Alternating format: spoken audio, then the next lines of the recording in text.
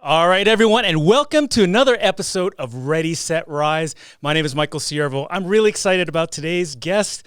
Man, it's taken us a while to get here, right? I wanted you to get this guest on the show. Super busy guy, but finally we have him on the show. And if you're familiar with Ready, Set, Rise, of course, RISE stands for Real Individuals Sharing Excellence. And certainly my next guest is all about excellence. He's an awesome guy.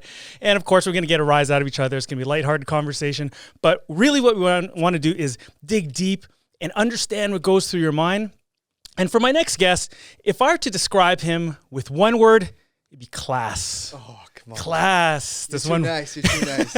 One word would be class. And reason being is, not only is he an entrepreneur, but he's also given back to the community. He dresses exceptionally well, as you can see. And he is the co-founder and CEO of Adesso Man. Now, if you're not familiar with Adesso Man, it's a men's lifestyle and brand dedicated to helping men look good, feel confident. And actually, I dressed up specifically for this show because I know that he's going to be here and he's going to be, talking all about fashion and talking about his life.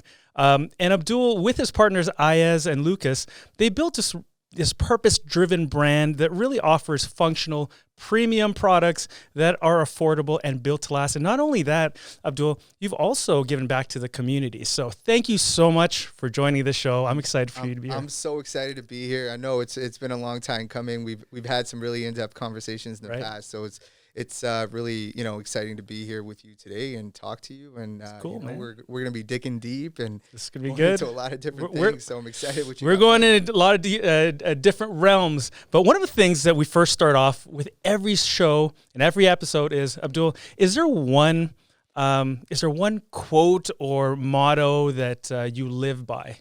You know what?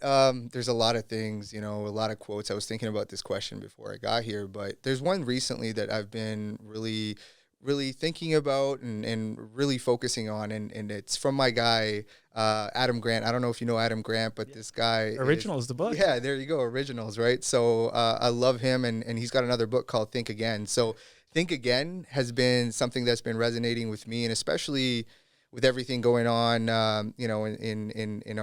in our lives today with the pandemic and so much instability, I feel like I've been constantly pushed to thinking again, concepts, ideas, business, life in general. So, and I think it's something that's super important, something that you should, and every individual should do every 6 months, 12 months. Think about all your beliefs and what you believe in your life, in your personal life, your business, and be open to thinking again, and be open to kind of reconsidering.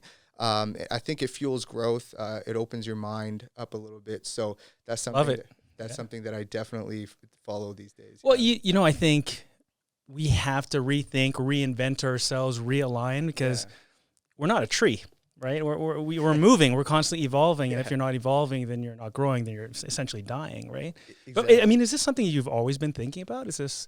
Yeah, I think growth and self-development has been a huge part of my, a part of my life, and I've been through lots of different phases, lots of different seasons in life, and one thing that I'm proud of myself is I never got stuck into one idea of who I should be or how I should live my life. I always was open to new ideas. There's definitely values and morals that foundational pieces as a person that you should develop early in your life. But everything else around you, I do feel that you should be constantly checking. And I think and especially in the last 3 to 5 years, I've been on this journey of really discovering myself and my purpose. And, it's kind of flowed into my business. And with that discovery, I feel like it's become such a huge part of me to just constantly find new ways to make myself better. Right. And so I'm always looking for new ideas and new ways, talking to different people with different perspectives, and not getting stuck in one idea so that I can open up my mind and grow and as much as possible. I think that's, it takes a lot of intellectual humility to know that you don't know that you don't know. No, exactly. And because oftentimes, A-type personalities, it's our way or the highway. Right. So for you to be able to be like, hey, look, I got to rethink, I got to readjust. Now, is that like your last name is Basit Ahmed, right? Yeah. And that's well, from Abdul Basit is actually my first name. Oh, is it right? Okay. Yeah, so it's a hyphenated name, and then my last name is Ahmed. Oh, yeah. okay. Yeah, And so you're originally from Pakistan, that's right. right? Yeah. Is there something culturally like that you brought back from that upbringing that talks about, you know, reinventing yourself? Is there something you got back from your culture?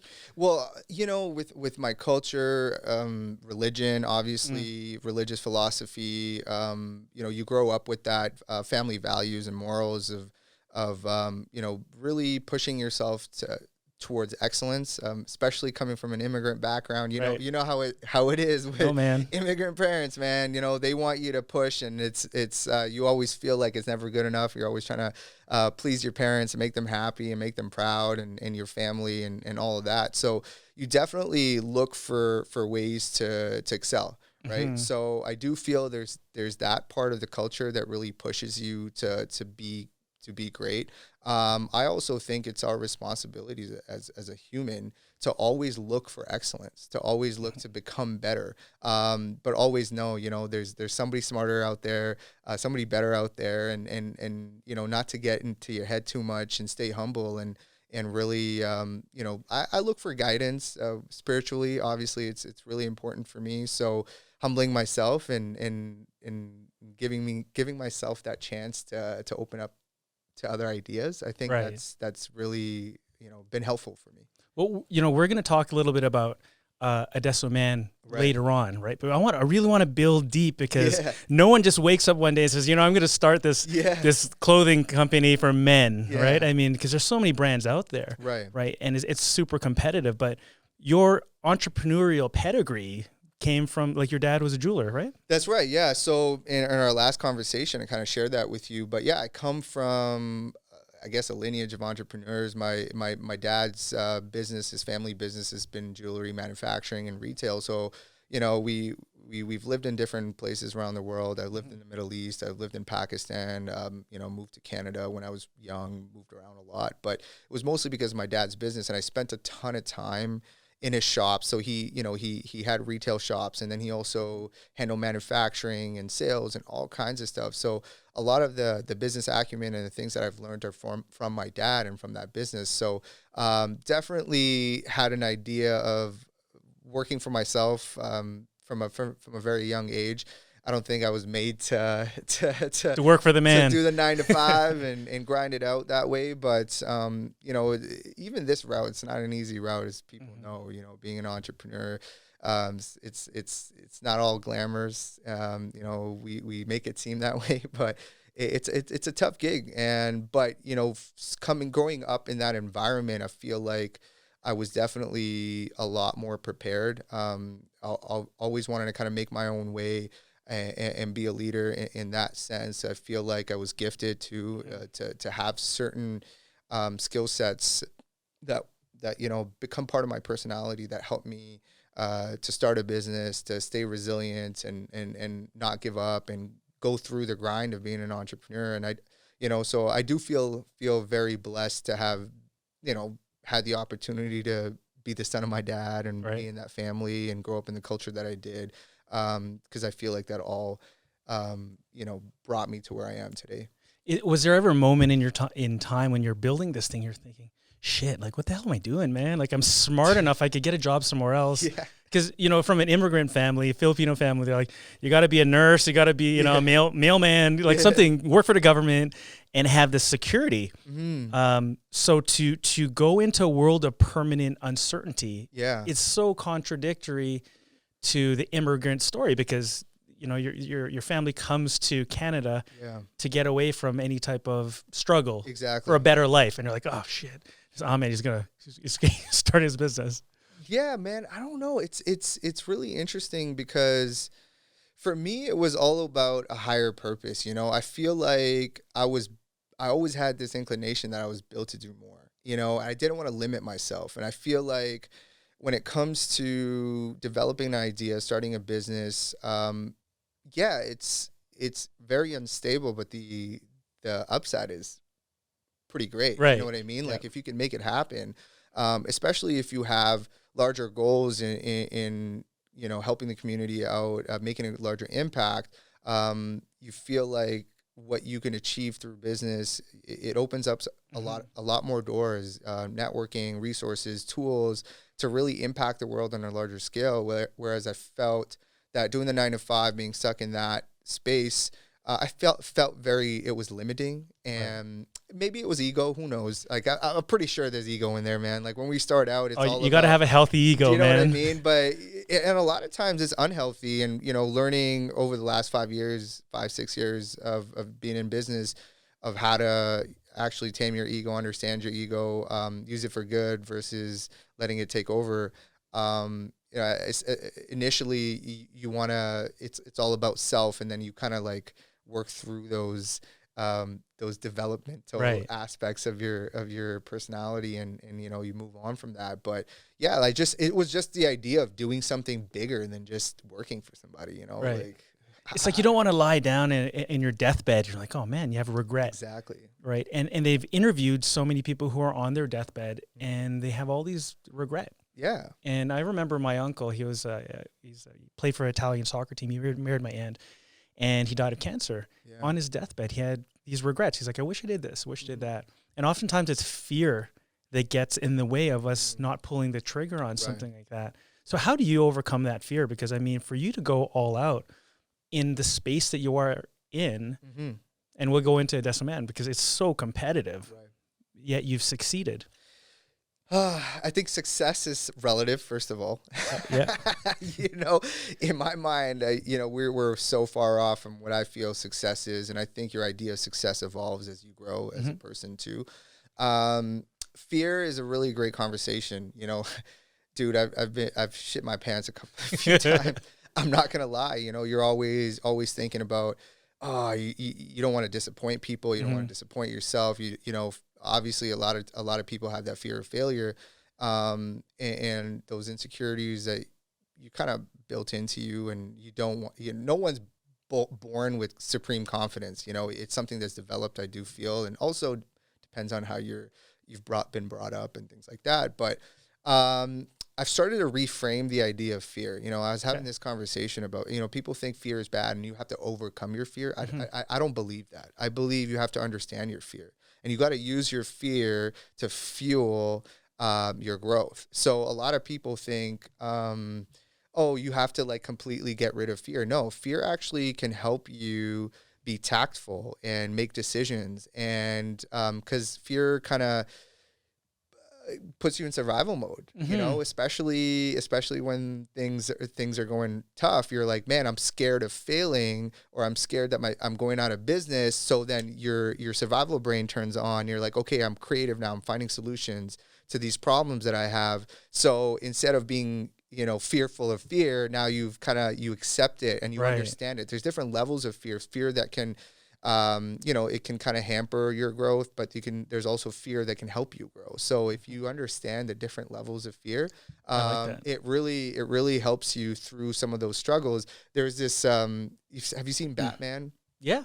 You know that part in the movie? Huge comic book nerd, man. So, you know the movie where he's in the prison? Yep. And with Bane? With Bane, and then he's trying to escape. Yep. And he's not able to escape, and then and there's a scene where the guy says it's because you don't have fear, that your body doesn't push you to that last step. So being fearful actually pushes you to a different level that you didn't know exists. Your survival brain, and then you have superhuman whatever, you know, abilities to kind of achieve the things that you want to. So, you know, but fear, like staying on top of the topic of fear, it could be almost like a governor to protect you, like exactly what you're saying. So high-end sports cars, you can gun it and go super fast, but there's always like a regulator or governor. Exactly. Right. And it's just to protect yourself against yourself. Yeah. You just need to push it, inch it further and further until that becomes a new comfort zone.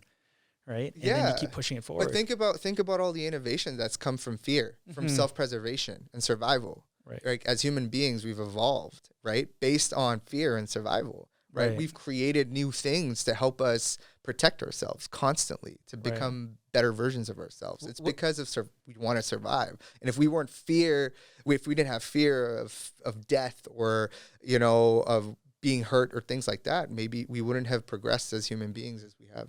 What scares you? What scares me? Yeah. Speaking of fear, like what scares you? Honestly, there's what scares me. It's really interesting because there's a lot of layers to this. And we got time, man. We got time. You know, initially as you grow, you know, you have this fear of failing, you have this fear of letting down people that you care about. You have fear of not reaching your potential. Definitely I've had that in my life, if you're gonna be real, you know. And I think that was most of it. It was like fear of not reaching your potential, fear of not fulfilling your purpose in life, fear in, you know, your life being wasted. Right. You know, regret. Like a lot of that, you know. And I think, especially if you're somebody that's really hard on themselves, it can really take over and hamper you. But those are things that you do have to work through, you know, and you have to figure out where a lot of that fear is coming from. But, you know, my faith overpowers my fear. Okay. So I that's what I believe. Faith over fear. 100%. Is that right? Yeah. Yeah. I was reading something that faith, when seen in realistic terms, right, like when you see the action of faith afterwards, right, it's essentially courage, right, that's the act of courage. Yeah. It's because they believe that it's more of a positive outcome. Yeah. I find that fear is focusing on a negative outcome. You're focused on something bad happening, right, where faith is you're focusing on, oh man, this is gonna be good. Exactly. Which translates into courage. It translates into courage, and also it translates into this idea that things that are happening for you. And, you know, if you believe negative things are going to happen in your life and someone's out to get you, more likely that those things will happen. Right. You know, your self-fulfilling prophecy. Exactly. Kind of Right. Like, and I do feel like how you reframe, what, you know, certain situations in your life to benefit you and see the positive outcome from that, because I don't think that there are negative situations. I do think there are negative people and negative mindsets. Tough. That's a tough comment though, right? Right? Like, but, and it personally too, like we can go into limiting beliefs and negative self-beliefs constantly. Right. But if you can really flip a situation, I'm not saying being positive all the time, but being realistic about certain things and having this mindset of, okay, you know what did I learn from this? It was shitty. Yeah. It sucked. I got completely screwed on that deal. But what did I learn from that? And how can I make sure that doesn't happen again?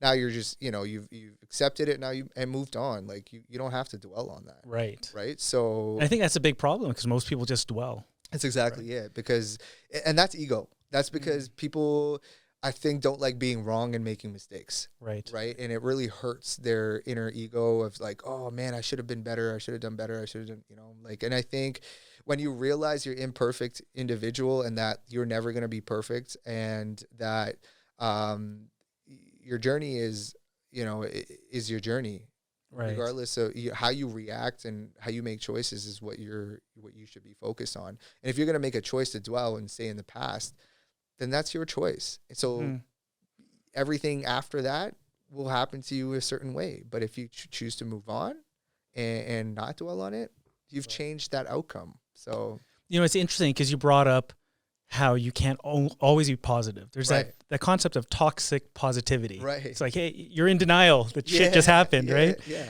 You got to address it. I like the fact that you just said, hey, look, acknowledge that it's there and then move on. Yeah. Right. The one thing that I've always said when shit happens to me, I always ask myself, this is good because blah, blah, blah. Yeah. Right. Like, you know, what is it? This pandemic is good because whatever. Yeah. You know, I had an opportunity to readjust, realign, pivot, write a book, stuff like that. Right. And I mean, so how do you keep yourself level-headed? Like what keeps you grounded when you could be as an entrepreneur here and then here and, you know, in a blink of an eye? Bro, honestly, It's hard sometimes. You definitely went through a period of time where I didn't know what was going on, what was going to happen, and you're going through a crisis, and you're instant, sometimes I just react before thinking, and just because you're in panic mode, you're like, shit, like I got to figure this out. There's a fire burning here, and there's a fire burning here, and I'm responsible for, X amount of people, and what am I going to do, and my business, and this and that, and everything that we've built, right? So that's your initial reaction. And then staying level-headed, honestly, man, like, number one, having good people around you that believe in you and support you, having a great team, like, that was, like, probably the biggest thing for me. Someone that you can actually communicate with.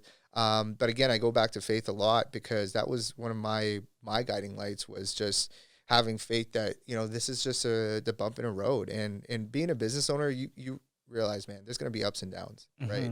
And I can sit here and complain about it, or I can go and do something, right? And I chose to do something, right? As much as it's stressful, sitting around complaining and being in a negative reactive. Yeah, it doesn't serve you. And I've become into this mentality where, like, if it doesn't serve me, I can't serve anybody, it's not a situation for me. So I just try to remove myself from that situation. But yeah, man, I kept faith and really worked on myself, and invested in myself, actually, in my mental health. I think a lot of people still taboo to talk about these types of things, depression, especially minorities. Especially minorities, and especially, I think, men specifically are a lot less open about their emotions, and so being open and communicative is essential to keeping healthy. And I think that's something that I did, was really focus on my health, because was that a conscious effort, or is this, man, like you said, hey, I'm going to take a step back, I'm going to take control of this, or it was like, did something happen, you're like, holy crap? Honestly, is there a trigger? It was just self-reflection, and I was like, man, I don't feel good. Like, I'm not sleeping, I'm not eating right, I feel stressed out, and I'm like, if I need to turn this around, or if I'm going through a crisis, I'm no use to anybody if I'm not 100% myself, right? And people say, oh, I want to help, I want to do this and that. And I'm like, man, you can't help or give, especially when you want to give and you have the service mentality, unless you're 100%. Right. So I always believe giving from a place of abundance, and I think it's super important to really invest in yourself and take a step back, and also be real with yourself. Humble yourself, put yourself back on the ground. Get rid of that ego. It's okay to take care of yourself, and to go get help. And I think that was a key factor, especially if we're just talking specifically about the pandemic. But generally, any place in life where you're feeling a crisis, you don't have to figure it out yourself. And a lot of people think that they have to figure it out. And it's, nah, man, go get help. It's okay. Call a therapist. Yep. Yeah, go for a run. Do you find that you mentioned it's tougher for men? Yeah. I mean, and that's tough. Yeah. Like, why do you think it's tougher for men? Is it just internally we have this ego that we don't want to, or has society told us that we have to be this alpha male, that we can't show weakness, we're not allowed to cry? Like, what is it? Yeah, like, I think that's... Because you're a big guy. Like, if you guys are watching this, you cannot... The camera angles. Let's go. So guys, if you guys are watching this on YouTube, you can't. The film doesn't do justice. The hardest working thing is the sleeves right now. They're about to explode. The hardest working thing in this room. But like, I mean, you're a big dude, right? So I mean, it's hard to, like, are we allowed to be sensitive? Are men allowed to be sensitive? Yeah, man, we're trying to normalize that, even as a brand. But is that right? Yeah, man. Like, I think it's super important. Number one, emotional intelligence as humans. I think we need to work on that constantly. Right. The society that we live in has really created this idea of what men should be, and I think it's been counterproductive for years. I think it's affected our society today, how we raise kids, our family systems. I think every human being, we have masculine energy and we have feminine energy, right? And in balance, especially men, like, you know, we tend to be in our masculine a lot, or try to be in our masculine a lot. I'd say a majority of men. I don't want to generalize, but you know, and I feel whoever can connect with that understands what I'm talking about. But we really need to kind of balance it out with our feminine side, which is our emotional side, and we need to be able to be sensitive to our needs and our emotions, and who we are and what we need, and really be able to open up about things. I think the way that we're brought up, and what things that we're taught, we you know, men tend to bottle things up quite a bit, and aren't very expressive. Like, did you have an influence? Was there like your mother or sisters that helped you out and helped you become closer to that feminine side? Honestly, because I'm a mama's boy, hardcore mama's boy, right? And so I don't know, man. It's really interesting. Been through a lot. Yeah, definitely my mom, and I've got two sisters as well. You know, I definitely am close to them, and just seeing what they've been through in their lives really affected me, and just seeing what people go through generally around me. But I've always been a sensitive child. Like, I feel like I've been an empath since I was very little, and I was always sensitive, and I grew up being sensitive to people's feelings. So it's you know, I've always had that. I don't know if it was a natural thing. You try not to be all about that, but I've also have like a masculine side to me, which I know. So I try to be in balance. Yeah, you know, it's tough because a lot of CEOs are sociopaths. Right. Like, because they can make those very difficult decisions, start hacking people and not feel any guilt about it, right? So to be an empath in business, it can be a challenge. It is. But it could also be your superpower too. That's it, man. Like, I think you can only be who you are. Like, I'm not going to try to be, you know, Jeff Bezos or whoever, right? Like Elon Musk. They have their own background, their own upbringing, their own way that they run things, and I believe in, you know, being true to myself. I know who I am, and I don't mind showing it. And so I think I resonate with certain type of person, and the fact that I can be as authentic as possible. And I'm not saying I've been authentic my entire life. It's something that I've had to learn, because, you know, you want to put your best foot forward most times, and people have a hard time opening up and actually calling themselves out on things. And it took me a long time, and I can admit, like, I was a people pleaser for a long time, and you know, and a lot of people are, especially if you're an empath. That's huge. Yeah, that's man. Huge, especially if you're an empath, and if you know, you're always worried about how other people are feeling. You're always conscious about, hey, I don't want to hurt that person too much, or I don't want to be too hard. Right. But it's actually, you know, in certain situations, it's cool. But, like, you know, I think long term, it's at a disadvantage, you know, and I had to learn that. I've had friends call me out on it, and I had to be real with myself. That you're too nice. Too nice, or too much of a people pleaser. And it's like, honestly, as soon as I changed that mentality, it really helped me in a lot of places, and it actually creates respect from people. Like, hey, you're honest with me, you're open with me about these things.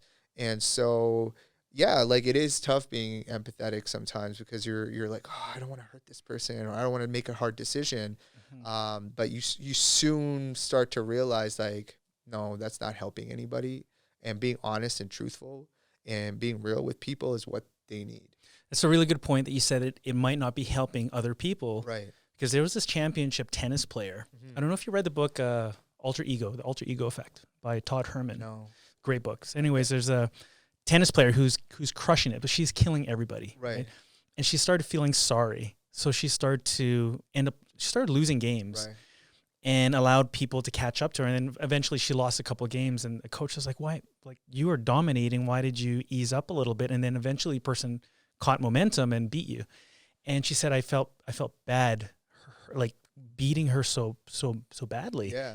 And they said, you know, you are depriving that person of the lesson of getting the shit kicked out of them to become stronger. Right? You're giving them false confidence. Exactly.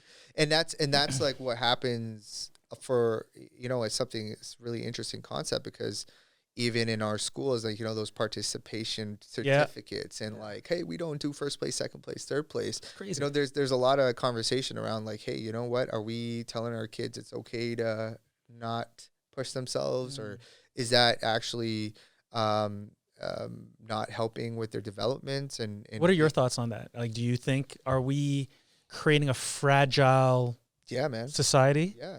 I think Need create competition. yeah, because I think the life is tough. It's not, you know, and it's you should be ready and prepared to fail, and you should be okay with it.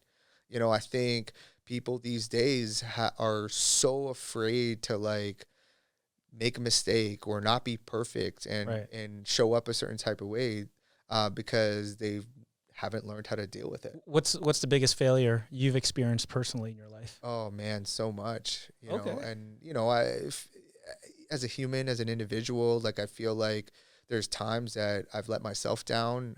You know, I could have been a better friend. I could have been a better business partner. So I failed in that sense, you know. Anything in specific? Like what happened? Like what was the, what brought you to the point where you're like, oh man, I really let this person down? Man, you put me on the spot. I'm gonna think of stories. How have I failed? I think, okay, so I'll go back to last year, and this was again going through the pandemic was really tough, and I can, you know, I'll refer to my business, and I feel like as a leader, you know, when things aren't going right, you tend to want to take control and start micromanaging. Right. And so I feel like that's something that happens to me naturally, where I want to take control because you know, I have two business partners, and I feel like I went into this place where, you know, I'm like, oh, you know, shit's hit the fan, so I need to start taking control. And I think the way you start communicating, you're in panic mode. You say things that you shouldn't say, and you treat people a way that you shouldn't treat them. And I feel like there was times with my business partners where, you know, I didn't trust them. I didn't respect them the way that I should have in certain situations. And did you feel like you had the answers to fix it? And you're like, okay, get out of the way. I'm going to fix this. That's how I felt. And I feel like it wasn't the right approach. And I feel like I failed my team from being a good leader because I thought I could fix everything while not empowering them and giving them, you know, the ability to go and try and do different things. And I feel like also the way that I communicated was not the right way. Right. And so I had to be very kind of introspective, and we came together and we had a conversation. We were really raw and open about our communication and how things went down. And you know, I think it was the best thing that we had that dialogue. And I think owning up to that was tough because you don't want to be wrong, and you don't feel like, in my mind, I'm like, I'm doing what's best for the company, right?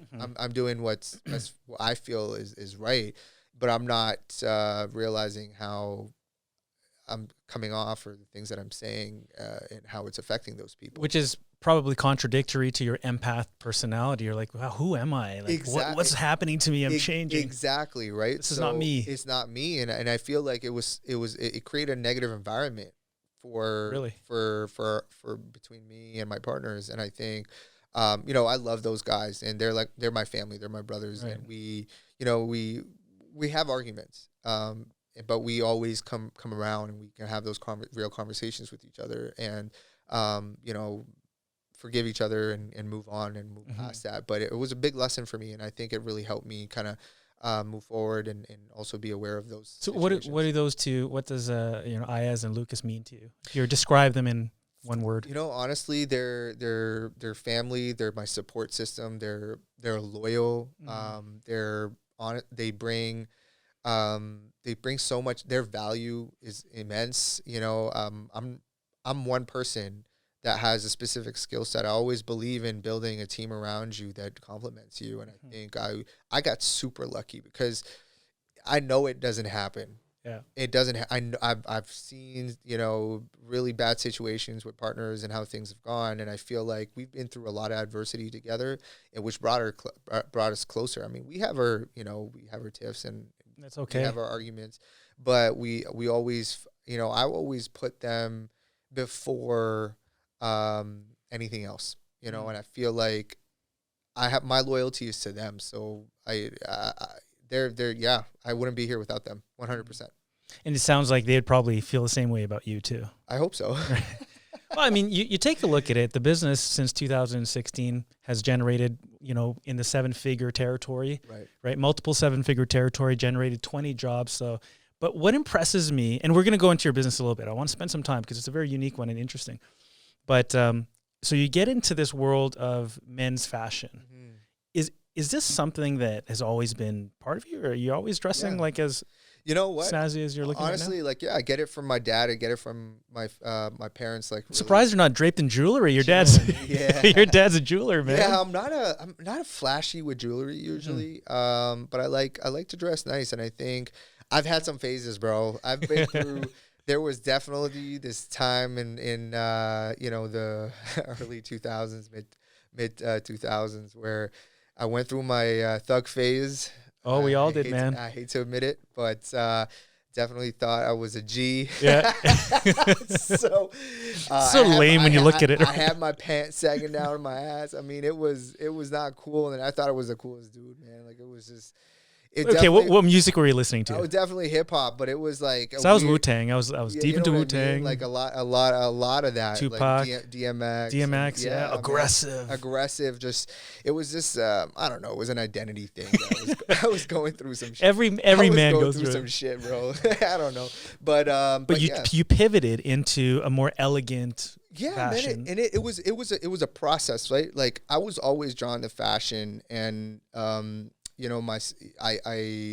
came to Canada when I was younger, but then again for university when I was 18, and it was funny. I came here by myself, and I had to kind of work my way through school and kind of build a life for myself. So you came here before your parents. I did. So wow. I mean, so we had a short stint in 1996. We were here for like 3 to 4 years. We got our citizenship, went back to the Middle East, and then I finished my high school in Pakistan. And once I graduated high school, I had my citizenship. So I was like, I need to get out of Pakistan and go to Canada. So, and at this time, my parents had gone through some financial hardship, and my dad wasn't doing as well as he was when we were younger. So I had to work and like save up to go to university for one semester. So moved to Windsor.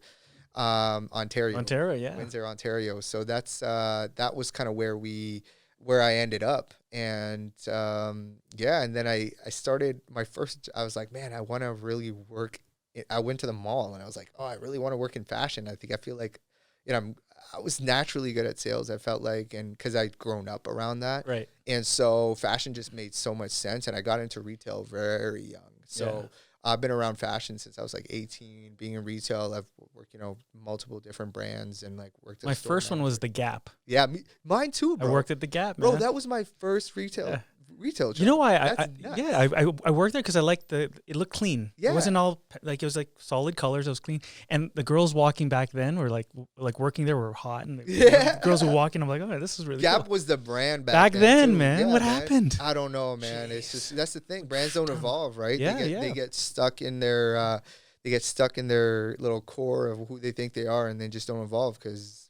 So speaking of evolving, talk to me about how Adesso Man has evolved, because Adesso means in Italian now. Yeah. So who created the name, first of all? So honestly, it was a couple. Taking credit here. Taking credit.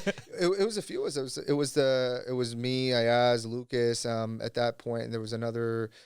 It's funny because when I first had this idea, there was a few different people on the team that didn't, aren't part of the team anymore. Right. But man, we honestly were just literally on the internet, just Googling names, and we're like, something Italian would be cool because we wanted to bring Italian fashion and European fashion to Alberta. So we're like, let's look at Italian names, and it was like A, and then Adesso came up, and it was like literally the third name that we saw. Perfect. And I'm like, Adesso. I'm like, it's like catchy. It means now in the moment, because we wanted to be trendy and always on trend, right? Mm-hmm. So that's something that's played a huge part in our evolution. Is like, hey, well, how do we continue to stay relevant, right? How do we stay in the now? So, you know, we've evolved a lot, man. We started as Adesso accessories. We were supposed, you know, our whole concept was to do this kind of European inspired accessory brand to help guys elevate their outfits, because we felt like being in the Alberta market, dude, there was not a lot of options, and guys did. It was so cowboy, like, you know, hick kind of like, you know what I mean? And people were pretty casual. And I'm like, man, like being on, seeing Toronto, seeing Vancouver, you know, seeing the world, you're like, man, like, I feel like we're behind here. There's like an opportunity, especially in men's fashion. There wasn't a ton of options from a brand perspective. So we're like, man, I think we can really get in and educate people on how to, you know, even upgrade their style through small little things, you know, because I did feel the people in Alberta are very conservative. They still, I feel like they still are. It's changing. We're like, you know, but you throw a little pocket square in there and some fun socks and like maybe a tie clip or, you know, a lapel pin. It can really kind of just add some color and vibrancy, and really bring somebody's personality out. And I think accessories are a great way to express yourself without like going all out and wearing, you know, completely everything, you know, ridiculous colors or whatever, right? Which I have no problem with, but accessories was a good kind of entry level, gateway. Yeah, exactly. So that was the concept of the brand, and we wanted it to be affordable, and that's kind of how Adesso started. So we were an accessory brand, and then as we grew, we got some opportunities. Just because we were such a niche at that point, we got a lot of eyes on us, and people were like, "Man, we haven't seen a men's." It's cool, yeah. Exactly, we haven't seen a men's lifestyle brand come out of Calgary. Well, you were trying different things. You had watches, your wallets, like really cool interwoven belts. Exactly, belts. You still have that stuff? Bracelets, the belts, the bracelets, the socks. The socks were our thing. You know, we were like, man, was it really? Funky socks were a huge thing. It's competitive now, though. It is super competitive now, but it's a great entry level product, right? To get people like thinking about, hey, how can I elevate my outfit without just, you know, going crazy. Well, you could always upsell. You could say, you know, that pocket square goes well with the socks. Oh, you need a belt, right? You can't have a black belt, right? Yeah. So we kind of went with that, and then we've had some phases, and I think it was an identity thing, and a lot of it was just trying to figure out like where we fit in into the market. And one thing that I always wanted to do was test and try new products and really cater to the market that we're in. I always thought that the market should drive your products, right? And because we had this mentality of, okay, like we want to serve. We wanted to be unique and different. I think there was a phase in where we were almost became too, not creative enough. Predictable. And I feel like that was safe. Yeah, safe is the right word. We were too safe because we're like, man, you know, Alberta, we can't please everybody, but we were again, that people, you know, that pleasing mentality of, and that kind of like seeped into our brand a little bit. And so we were trying to make the current market happy, not thinking about, hey, what our brand is and what it represents and being unique and expressing yourself. So we tried lots of different things. And I think that's something we've learned over time, is like having focus is probably the best way to go. Don't be afraid to try and take risks. And I've taken a lot of risks on a lot of different things. It's interesting you mentioned that, though, because fashion usually is a leading indicator. Right. So you're taking the mentality, we want to please, we want to cater towards the demand. Yeah. But fashion in general is supposed to be forward thinking. Exactly. So that's where you are now. And that's where we should have always been, because that's what the identity and the principles that our brand was built on. But when you're in it, and when you're like trying to grow, you want to make money. Yeah. And you start thinking about, hey, how can I make money, rather than how can I, you know, create a movement? You know what I mean? Right. So we went into this phase of like, okay, we have these opportunities with shops and retail and brick and mortar, but you know, so we were like, okay, how can we maximize that? Right. Because growth, you need capital to grow. So we had that mentality, and I think we kind of moved away from the essence of who we were as a brand. But we've kind of reignited that in the last few years, but also just the evolution of who we were as people. you know, when we first started, we just want to make cool shit and Yeah, sell yeah. it, man. And we wanted to make money doing it. And then as you start to grow and you're like, man, you know what? There's more to this thing, right? Like, I feel like we were blessed to be able to do what we wanted. We caught some awesome breaks. We took some risks that worked out for us. And I always felt like, you know, we were blessed. But I also felt that we had a responsibility. Always. I was like, man, we've been given this opportunity, this platform to impact people. How can we take that to the next level? Right. And so that's kind of where we change our philosophy and our brand to really be purpose-driven, to be really intentional with what we do and the change that we want to see in the world, right? As we changed, we became a lot more in tune with what was happening in the world and what our part was, you know, even when it came to like the environment and the effects on our environment, how we source products. You know, we're not perfect, but we started to be a lot more intentional about how we were doing our sourcing, where were we doing our sourcing from, getting the information on our factories, were people being paid ethical wages, or how can we be a lot more sustainable? So these are conversations that we're having, but also like, how can we give back to our community? We were already thinking of, we did a ton of charity work and really gave back to the community, but we wanted to make it like an official part of our identity, right? And we started Adesso Listens, which was a project we were working on prior to the pandemic, and the pandemic happened right then. And we're like, oh my God, this is a sign. Like, let's move forward with this, because we're like, I don't know if our business is going to be around for the next, you know, how long. And what's something that we can do right now? And we're like, let's just give back as much as we can. So we started creating initiatives that gave back to community, donated money. We work with organizations and build awareness around things that You've raised about 50,000 for various charities. We work with various charities. We've done collaborations. We've done all kinds of awareness campaigns. You know, we also wanted to use our platform to bring awareness around social issues, you know, with racial injustice and happen all at once, right? And being from an immigrant background, you know, understanding what the plight is of a lot of people and the elitism and the classism that exists in our society and the racism that exists, we're like, man, we got to take a stand. You know, a lot of people try to stay neutral, but I think you got to be hot and cold, man. You got to pick a side sometimes. That's a good point. I want to stay on this point because I think it's topical and timely. Right. You said you got into business and you want to make money. There's nothing wrong. I always tell people there's nothing wrong with making money. There's no shame in making money. There's shame in making money and not doing anything with it. Exactly. And so I started doing a little bit of research. One thing that impressed me that I saw here is that you took a project that weaves together like really diverse stories with Albertan Muslims. Yeah. Right. And that was really cool with, you know, there's deep roots between Muslims and indigenous communities. Exactly. I was like, whoa, like how does that happen? Right? Yeah. So walk me through that, because 215 indigenous children, you know, passed away, were killed. Yeah. And that is part of Canadian history. Right. And so when I saw that, I'm like, man, this is all like, this is real. This needs to be brought up today. And the fact that you're bringing up not only that, but you know, there's been issues around, you know, with Muslims as well. Yeah. A lot of it's something tough happened slug. Today too. I don't know if you heard about that, but no, I was preparing for our interview here.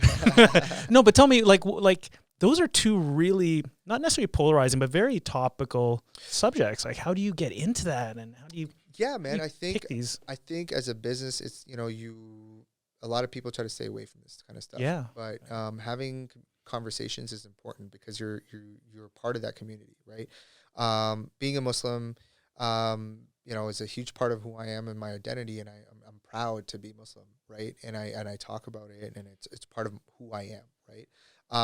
Also, being involved in community is also part of my second nature, and trying to do things where I can bring people together as much as possible, have important conversations.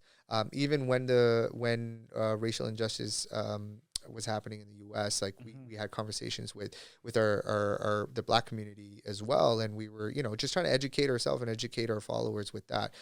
With what we did with IFSA, it's an organization out of Edmonton, right? And so what we wanted to do was storytell about how Muslims and the history of Muslims and Indigenous people in Alberta specifically, how they were a huge part of supporting and building the Muslim community out in Edmonton. They helped build the Al Rashid Mosque.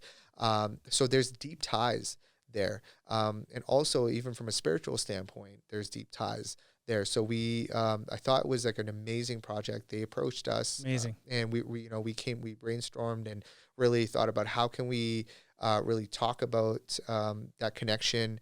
And we can talk about, there's lots of shared values there as well. So talk about the shared values and the impact of those values in our society, in our communities. We're also settlers. We have to acknowledge that, and that we're on this land, and obviously the things that have come up now, this is something that we've known for a long time. Right. They're thinking about getting rid of Canada Day, right? And so really, because it's celebrating colonialism. And that's this colonialism topic is such an important topic, because I feel like it gets swept under the rug a lot. Oh, yeah. Not just in Canada, all over the world. Everything that you see that's happening right now is an effect of colonialism. It's an effect of people enslaving people. It's an effect of people taking something that's not theirs. It's this effect of supremacy of a certain people over another people, right? Which is not what humanity is, and so people don't want to address this issue of how long this has been happening for, where is it rooted in. People are scared to say that, like white supremacy exists, colonialism exists to this day. Oh yeah. And even as a visible minority, I felt it. Exactly, man. We felt it. We felt it, and we feel it constantly. If you coming to Canada, I've always felt like a second grade citizen, even though I'm Canadian. I know people look at me differently. And the funny thing is, like, the settlers think that, as settlers, certain settlers think that they own the land. It's not even their land. Right. Nobody owns this land, but we've kind of claimed rights to it. And then we've taken the Indigenous population and we've put them in this box and created perception around them after completely destroying their culture, their way of living, taking over their land, their resources, and forget not giving anything back, but like burying it. Yeah. And saying it happened a long time ago. It happened, it's actually not that long. It's like 96 was the last residential schools. And I know I still feel I can't, I feel for my Indigenous brothers and sisters. I've when I was in school, we worked on a project at one time, RU here, and we started this. We started the first Indigenous Fashion Week. We actually worked on the concept. It's called Otapiaki, and I got so much exposure to our Indigenous brothers and sisters and their plight, and what's crazy is they're not even looking for revenge. It's wild. They just want to be treated with respect and with dignity. They'll be happy with an apology. Right. We talk about reparations and we talk about these things, man. Like, I can't imagine, basic human rights, like the amount of on res, like how many people don't have running water, clean water. It's like third world country, in a first world country. I want you to stay with this frame of mind, because as an empath, I'm very curious as to what is going on in your life when you're seeing these atrocities happening, these painful things. You took a picture, and walk me through when you took this picture. Right. Like, this is after George Floyd dies, right? Yeah. And so this is your picture. I know you posted this on, I think, April 30th or something like that. Like, you're standing there. What's going through your head? Like, are you thinking... I'm thinking a lot of things. Yeah, what's going through your head there? I'm thinking, number one, I've been so ignorant. I did a lot of self-assessment during this time. I'm not going to pretend to be like, oh my God, I've been on this all about, righteousness and pretend like I'm self-righteous. Like I've made a lot of mistakes too. A lot of things I wasn't educated on or was ignorant, especially, the funny thing is when we come to this country, they don't even talk about it. They don't even teach you, so and what they teach you is a perception that they've created about certain groups of people. And like, we grow up with prejudice. Like I know for a fact that even within our families, we grow up with prejudice and racism. It's within us. Yeah. And the first we're racist against ourselves. Exactly. Right. and so it's been a part of our culture. It's been a part of our upbringing. It's been we constantly segregate ourselves from other people, and we create these boundaries that exist for no reason besides the fact that they're just different from us. So Mr. Ahmed, how do we, I guess, I don't know if we can ever cure racism, but as two visible minorities, how do we fix it? Right? I mean, I think you're doing a lot of really good things, but maybe I'll ask you another question. Yeah. Do you think the future of the world 5, 10, 15 years from now is going to be better, or is it getting worse? Oh man! Like, are we getting worse? This is such a. We can go on and like, I'm not number one. I'm no authority. I just want to be clear. Like, I have my opinions. At this table, you're the authority. I have my opinions, and I don't have enough knowledge to predict what's going to happen in the future. But I do believe there's this massive shift that's coming. I think people are becoming a lot more aware that we've been living in a system that has been oppressive for a very, very long time. Even if it means oppressing yourself, right? It's a weird, classist, elitist system that's been created, and that we've either ignorant to for a long time, but now are starting to realize, what, we've been kind of sold a dummy, and a lot of people are starting to educate themselves. I think that's the number one thing when you ask me, like, how do you fix it? Education, awareness, self-awareness. Yeah, oftentimes racism is based off of uneducated people teaching their children because they don't know any better, and it's also based off of fear. Exactly, and so we can educate ourselves, we can educate our future generation. The second thing is action, right? Not everyone is meant to take action. I do believe that if the least you can do is learn, that's great. I think that in itself will help you pass on some knowledge to a new generation that didn't exist prior. Right. So I think that's essential, but taking action, standing up, not being neutral, I feel like we live in a world where we're so scared to take a stance because you're going to upset somebody. Right. You are going to upset somebody. Right. Regardless. But at least you're doing something, at least you're taking a stand. At least you're voicing your opinion. And it's really interesting because I see people taking a stand on multiple sides and arguing. I'm like, man, look at the facts of, hey, there's people suffering and there's people being oppressed, right? Acknowledge that. Whatever your opinions about why it's happening and how it's happening, don't try to justify it.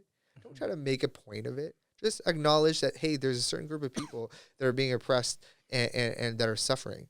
And we as human race need to come together somehow and make ourselves better so that we can at least leave some sort of a future. I was listening to a podcast and the name's kind of going for me, but there was this idea about how people are in this flux of and they're stressed because there's so much going on and they don't know what to do because they are stressed about how they should react to certain things because every day it's a new issue. There's a new problem. There's a new something that's on the news. Right. And so it's funny because as a society, we've kind of come to we're at the best we've ever been from an innovation standpoint, from a technological standpoint, from a healthcare standpoint. We've taken massive strides economically to be at this amazing point in our history where we're at that pinnacle. But we're also the podcast host was talking about how we're also at this point where we're at this pinnacle of complete destruction. Well, and we don't know, and as individuals, we're so scared. We're like, we've reached this point, but any second the house of cards can fall and we're done. And and this goes back to the very first comment of the interview. Yeah. It's like, we're fragile. we're super fragile. We don't want to take a stand, but also we might not take a stand because there could be the cancel culture. It could be taken the wrong way. Yeah. Anything you say, a comedian can't even say a joke Yeah. anymore, right? Yeah. So, my other question is, like, what inspires you? You sound like a passionate guy. You should be our mayor. You should run for mayor. Or No. something. Like, you should do it. People, man. That's What it. inspires you? People, man. That's it. Like people, there's so much good in this world too. We tend to focus on a lot of the negative aspects because that's just who we are as people. We're going to look at what's wrong with us and try to fix it, right? But people inspire me. And I think, we owe it to ourselves to try to serve and become the best versions of ourselves so that we, when we interact with people, when we're in community, we're leaving some sort of a positive impact or legacy. Yeah. Leave the world better than you found it. And that's something that I always believe. And I don't know, like what the next 10 years looks like for me, but I know if I can leave some sort of an impact even on one person, I've done right. what I've Love meant to do. So that really, really inspires me. I think having a purpose where it's rooted in service and care and helping people, even if you can be, selfish. I'm not. Yeah, it's okay to do that. It's okay to take care of yourself. Human nature. It's human nature. But your driver and should be, hey, how can I go beyond my ego to serve others? And if you can get to that point, man, that's fulfillment. I think that's where you will find that peace that you're looking for. Right. And I think everyone just wants to find some type of peace. They need to find that purpose. It's difficult to do that. I don't know did you grow up in the 90s, 80s, 90s? Oh, 2000s? yeah, 90s. Yeah. 90s? Like, I'm an 80s baby, but so the 90s was an interesting one. And one thing that comes out of inspiration is music. Yeah. Right. I mean, there's some music comes out. It's funny. I'm starting to find the music now is actually quite good. I don't know about you, but the music right now, I'm like, for the first time in a long time, I'm willing to listen to the music because it's good stuff. But if you go back to, let's say, music back in the day, right. I'm just going to put up a couple. We're going to go through some. I'm going to show you some bands. I just want to test your knowledge, right? Yeah, to see if you know who these bands are. Right. So this is old. Yes, sir. Okay. Yes. Who's this? Beatles. Beatles. Okay. This is an easy one. Easy one. How about this one? No clue. Boys to Men. Boys to Men. Oh, wow. Yeah. Boys to Men. Dude, you know what? That's late 90s, right? Yeah. Like, it's funny. Okay.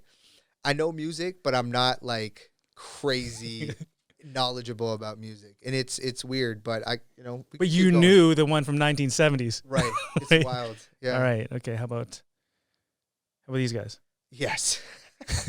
Did you listen to these guys? Did you admit? I didn't personally listen. Oh, to these don't guys, lie, man. Come on. No, you know what? There's Come a on. couple Every songs, guy's listened to like a little bit of Backstreet, a little bit of sure. NSYNC. Backstreet, NSYNC for sure. Yeah. Okay. So we have a British. We have an American. A couple guys here. Do you know these guys? That's a K-pop something. They're big now, man. Yeah. They're on McDonald's. Yeah, that's crazy how they've grown. BTS. Yeah. My sister listens to them, so yeah, they're big. I never knew huge. anything about Korean music, so huge, so this is another band that I was trying to figure out. I'm trying to dig deeper. So maybe you would know who they are. Like, what's the name of these guys? Like, dude, I love how you pull that up. So yes. I don't know the name, man. They must have something else. Young Thugs. Because You're killing me, bro. You're killing me, bro. So this was from back in the day when I don't know, G-Unit was a thing. Yeah. Because I was like, which one is he? Yeah, you can't even tell. Oh, it's this one right here. Right there. That's you, man. That's the one with the baggy pants. That's Young Abdul for You're sure. thugged out, man. 100%. So what's the name here? What's the name of your boy band? You gotta have one, man. Pretty much, yeah. That's it. Young Thugs. Young That Thugs. was us. Young Thugs, man. That's awesome. I love that. It's so funny. Because I was like, man, is he in a boy band? There's a couple of pictures that, you being an empath, I always just want to know like what goes through your mind. So Oh man, Walk me through this. Like that's my dad. When Bro. when you see this, like what goes through your mind? Oh wow. I mean, that was a good time, like my dad, awesome individual. I don't know, man, I miss the beach. You're all like covered up. Covered He's up. he's getting the sun, man. Yeah, he's getting sun, and but one of our favorite things to do was I love the water, bro. Like I grew up on the beach. Like we used to go 2-3 times a week. My dad was really passionate about swimming too. Like when I was a baby, I was 4 months old, 5 months old, and he put me in the water. So I started swimming when I was very young. Wow. And I swam till I was 15 years old, and he learned how to swim so he could teach me how to swim. So it's amazing. This was like our family, like the kind of thing that we did. Such a beautiful photo. Like you could see his face. I love it. I mean, oftentimes, life is so short that we tend not to say the things that we wish we could say. My father-in-law passed away not too long ago. Your father-in-law? My father-in-law passed Sorry, away. man. And he calls. He's like, hey, Mike, you have to. He's in Toronto. Right. He's like, you got to fly down. And so I'm like, oh, I'll fly down there on Friday. My wife's like, no, you got to come down here because I don't think he's going to make it. I'm like, okay. So I fly on Tuesday, and he says he's going to die on Friday. So I see him on Thursday. We have a good conversation, and he dies on Friday. Crazy. Like within 6 hours. Crazy. I find that, life is too short to say the things that we truly mean. And, as man to man, we talked about this, how men, we don't say things that we wish we said. If there's something you could say to your father, what would you tell him? Damn. And if you can look in the camera there too, and you can tell him. He's going to see this anyways. Like, I love you. You've taught me so much, and you've given me so much confidence in my life and supported me with my passions. You've given me a hard time because you expect a lot from me. I really hope one day that I hope that you're proud of me, and I hope that I could, fulfill my obligations as a son. I know I'm not perfect. I made a lot of mistakes in my life and haven't done things the way that I've always wanted to. But, I love you, and I always will. And I'm going to continue to becoming a better version of myself. And I know for you, it's like for him, it's so much more important. Like, he's a businessman, but he's also extremely spiritual. And for him, it's even more important that, my spirit is intact, and I stay connected in that. I think. And so for me, he's been such an inspiration in my spiritual growth, and just with even seeing his commitment to his spiritual growth, and it's been through phases, and I think he inspires me so much in that where, when he commits to something, how he follows through and executes, and I think I take that from him, and I thank you for that and being such a leader and role model in my life and for our family, and going above and beyond for all of us for so many years, even when you couldn't, even when you didn't have things, you made us a priority. And so I'm always forever going to be grateful, and hopefully you're around for a long time. So, and yeah. I think that's it. I think that's great. It's good that he's going to see this, of course, right? Yeah. and he's going to see, the person that you are. And, I think you created a 7-figure company, right? That's generated, you've, hired over 20 people, right? Donated over $50,000, have gotten really involved in charity. So I think, I certainly think your parents, your sisters, your mother and your father would be very proud of you. Yeah, my mother too, man. I don't want to take anything away from my mom either. She's been a huge influence in my life, and we're all, it's such a struggle because you're as a child, you're always trying to be something, and and for a long time it's just I want my parents to be proud of me. Yeah. And it's just like, I want my mom to be happy. I want my dad to be happy. I want my family to be secure. And so a lot of that is my motivation in life. And, my mom's hard on me, and she you know, she expects a lot, and you know, sometimes it's not easy because you know you feel like it's never good enough, but they only want the best for you, and that's when you realize that you know you realize how much they actually love you. It's powerful when your motivation is something outside of yourself. Yeah, right. It's so much deeper. You know, we've talked a lot about some very deep stuff. We could have gone so deeper, deep, bro. but you know, we really talked a lot about just who you are, your company, your businesses, which leads us into the final section of this interview, which is called the Rise Round. Let's go. Rise Round is just some quick questions I'm going to fire at you and just Let's like go. quick responses, top of your head. Okay. And this is essentially what the world wants to know, right? So, you ready? Yeah. So, okay, Rise Round. Ready, set, rise. Here we go. Rise Round. Okay. The Rock, Jason Statham, and Vin Diesel have really made bald heads look cool. Right? If you could grow your hair, but you could have only one hairstyle, what would it be? If I could grow my hair and have one, But it's only one, man. Damn, you're not part of that like group. Your hair, bro. I want your. Oh, you like hairstyle. this? It's fitting. bro. Oh, thanks, man. I appreciate it. I'd go with the classic coif. I'd go with the Michael Cera. That's what I'm going with. All right. So aside from farmers, do you ever think men are going to wear overalls with one strap? 100%. You think so? I think it's in right now. Yeah, man. you like that? DMX made it popular. You did. You don't even know. Who's your celebrity crush? Who's my celebrity crush? Yeah. Damn, that's a good question. J-Lo was always classic, man. Classic. You know, timeless. J-Lo, Alicia Keys too. They're definitely both my type. Okay. So speaking of celebrities, if you have one celebrity to be a spokesperson, who would it be? One celebrity to be a spokesperson for Adesso. Damn, that's a tough question, man. Yeah, dude. One spokesperson, man. Who would it be? Who would be a good stylish dude out there? There's so many people. JT, Justin Timberlake? No, not Justin Timberlake. Will Smith?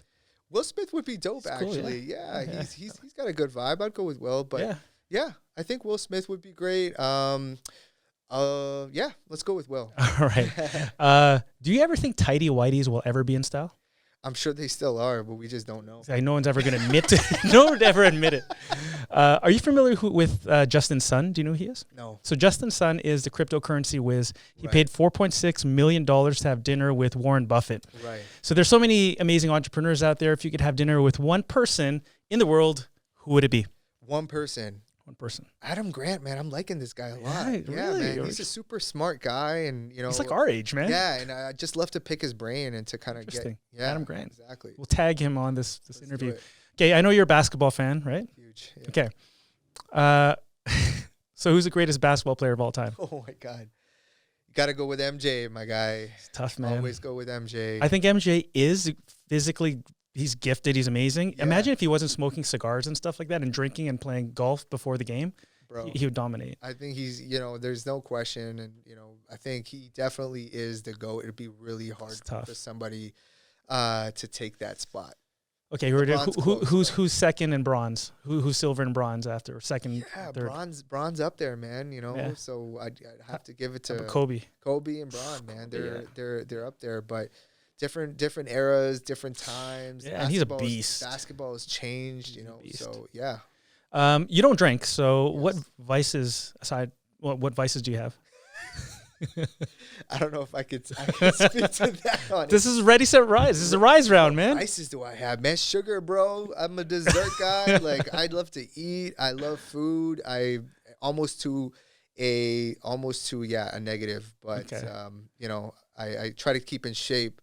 Yeah, you're diesel, dude. You're huge. Eat a lot of sugar. Okay, the fact that if you go on his Instagram, ladies, ton of topless photos, you'll understand. He's jacked. Not a ton of. It's probably like 3.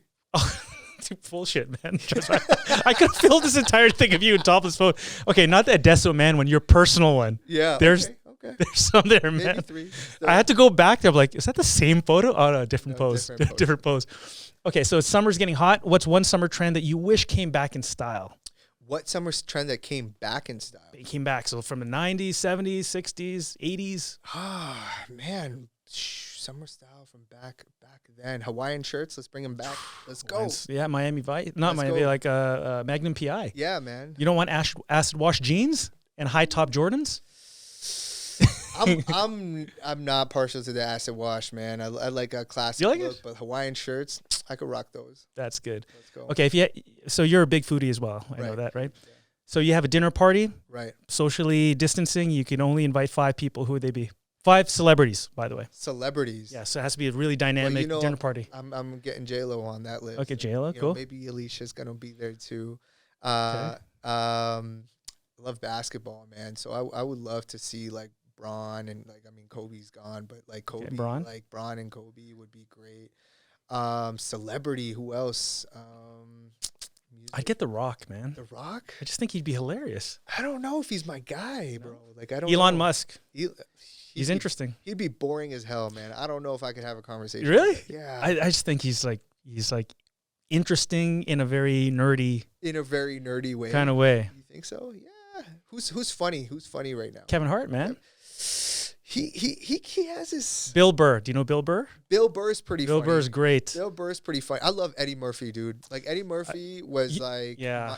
Growing up, Yep. I thought he was the funniest dude. So I think I'd invite Trevor Noah. Trevor Noah's good. He's insightful. Yeah, Trevor Yeah. Noah would be great. Sure. Okay, so that's a pretty decent. Yeah. Okay. So your father was a jeweler. We said that. What's the most badass man's jewelry that you've ever seen or worn yourself? Wow, so much. I think, man, like the bling is in. I you know. Like it's like doubling, tripling. Yeah, it's like Mr. T style. Mr. T, yeah, Yeah, Mr. yeah. T. Mr. T was a fashion icon before his time. Mm-hmm. You know, a lot of people don't even realize that, but like, yeah, a Mr. T piece would be good. You know, Okay, what men's fashion jewelry should men never wear? never wear, Never wear. never wear. I don't say never to anything, Dude, if you ever wore a toe ring, I don't know if we'd be friends. bro. There's a lot of people that wear toe rings. Really? Yeah, Are you wearing toe ring? I'm not wearing one, but you know, Belly there's button that ring. How about belly button ring? belly button ring for men. Yeah, men. Man, I don't I'm not judging though. I mean, this is. I'm just. But you said you have to stand for maybe something. like a headpiece, like a like a like a tiara. like a tiara. Okay, Yeah, cool. Yeah. We agree on that. Fine. Yeah. Okay, so I love Pakistani food. Like I Yeah. grew up eating kebab and biryani and all that other cool stuff. What's the most interesting food you've ever eaten? Most interesting food? Interesting, yeah. Interesting food I've ever eaten. Bro, there's this like thing back home. It's called brain masala. So it's like brain and just and then they like- also do this other thing back home called karakat. Yeah. It's actually the sound and it's literally all like the testicles and the tongue and the Really? tail and like all the, you know, the weird parts of an animal. I'd eat that. And it's just like Yeah. chopped up into this mush, and people. Is it good? I wouldn't eat it again. Okay. Definitely. Well, we got some weird stuff in the Philippines too. We Yeah, have, bro. we were on Fear Factor. I don't know if you saw Fear Factor. You know. Yeah. Yeah, there was an embryo, almost hatched embryo. It's called bolot, and so you crack it open, you can see the chicken in there or Oh the my duck, goodness. and you eat it when it's And that's normal. normal. Yeah, Damn. you can go buy it right now if you want. So speaking of ethnicity, if aliens came down to Earth, what culture would you think they would find most interesting? The most interesting Yeah. culture. So aliens come down, you're like, what is the most interesting culture? Because think about it, they're coming down here thinking humans. When we think about aliens, we don't think alien different nationality and culture. We just think alien. Right. They're going to come down here to like, wow, these two guys look different. Wow. What would be the most interesting Yeah. culture? Or what would be the, like, I want to spend some time here. They want to spend some time Yeah, here. it's interesting. Man, I think Middle Eastern and like South Asian culture is phenomenal. Yeah. Like I think there's so much, so much diversity within that culture too. Food wise, just like dynamics. South Asian culture is phenomenal. I think Middle Eastern, South Cool. Asian. It's healthy too. Yeah, it's healthy. Yeah. Okay, so if you were tasked to be Earth's ambassador, what would you tell the aliens about mankind? We're fucked up. I don't know. We got a long way to Yeah. go. Yeah, there's so many things we could tell them, but Right. they'd be like, yeah, they'd be shocked. So why are people not living up to their potential? Why are people not living up to their potential? Because I feel that we are afraid to really dig deep into ourselves and be self-aware. And I think also, confront some of those aspects of ourselves that are hindering us, our limited beliefs. And, I like to unpack things in my life and really look at things as like, okay, why am I like this? And why do I think like this? Why do I believe this? And I feel we limit ourselves, these limiting beliefs. So it's our own limiting beliefs. And not being able to have an open mind and thinking about why you believe certain things and why you've come to the conclusion. And I think that holds us back for sure. I got 2 more questions here. Let's go. So the last one, second last one is, knowing what you know now and after all that you've been through, if you can give your 18-year-old self some advice, what would you tell him? 18-year-old advice. Wow. It's going to be okay. Yeah, it's going to be okay. You're gonna be fine. Live your life. You're going to be fine. You'll figure it out. Last question. What are you currently working on? What do you want to share to the world? What message you want to tell people? Currently working on. And how can we find you? Yeah, so from a business standpoint, it's there's a lot of evolution happening with our brand. We're looking to kind of expand out of just being really focused on lifestyle goods into apparel. We recently launched custom menswear, which is an extension of our brand. We believe like customization and building unique outfits for people. It like really helps them come into their own. So that's something we're looking to launch apparel pretty quick here as well. So those are the 2 main things, but we're also, I'm always looking at how we can extend our brand a little bit. And based on the experiences that we've had and the skill sets that we've kind of built over the last 5-6 years, we're actually going to be offering kind of like a startup fashion brand consulting offering for people that want to start a fashion brand, don't know where to start, need help with branding, Very cool. need help with sourcing and manufacturing, and design as well, which is hard to find. I know we had a really hard time when So like an incubator. an incubator, Fashion incubator. yeah, like cool. with service offerings, right? Like so. Specifically in the fashion and accessory space, because we've been doing it for so long, we'll be able to offer you our advice and our experience on how you can go about it, especially when it comes to sourcing, manufacturing, content creation, website building, and also fulfillment too. Awesome. So yeah. Well, your content is fire. It's Thank you, probably sir. one of the best out there, and I know there's a lot of other companies watching you guys. Everyone's been watching you. Thank you. Doing some fantastic things. That was the fastest hour. Hour and 20 minutes. I feel like we didn't even touch on. We could have gone deep. I know. And we got AJ. I don't want to keep him too long. Yeah. But it was a fantastic interview. Mr. Ahmed Basit, Abdul Basit Ahmed. You've done so many amazing things. You're a CEO. You're a business person. You're a friend. You're a community activist. You're someone who stands for something. You're an author. Thanks to you. You're going to be in chapters. I know, 7 weeks. You're going to be in chapters doing some book exciting. signings. You're an author and philanthropist. Absolutely should be one of the titles there.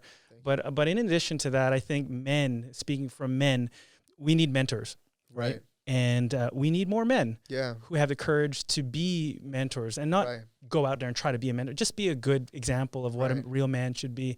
What I love about this conversation was that you were really able to talk about your vulnerability, but show that empath side, because I think many men are not open to being in tune with that side of things. So I really appreciate that. Thank you. And in this hour, I know that, when your dad and everyone else watching this, they're going to learn from this. And even I've gotten a ton out of this. Thank you, man. And if I were to say one thing, that certainly your mission, you said, you want to leave the world better than you found it. Yeah. You're certainly on your way, my friend. Thank you, man. And, from the bottom of my heart, I thank you so much for blessing us with this time here and with your knowledge. And this has been an amazing episode. Thank you so much for having me. This has been phenomenal. Yeah, thanks so much. So guys, if you guys love his what Adesso Man is doing, go check them out on Instagram, Facebook. They got a fantastic website, a lot of stuff happening. So go check them out, support them. They support local, and subscribe to this channel. Check out their channel. They got some really cool stuff too, some interviews, really fun stuff happening there in his world, and follow him on his personal Instagram to see him shirtless as well. But, it's always a pleasure just to sit here across people who inspire me, and you, my friend, have inspired me. So thank you so much for your time. Thank you, man. Thank you for having me. This has been phenomenal. Thanks. All right. All right. Till then, guys.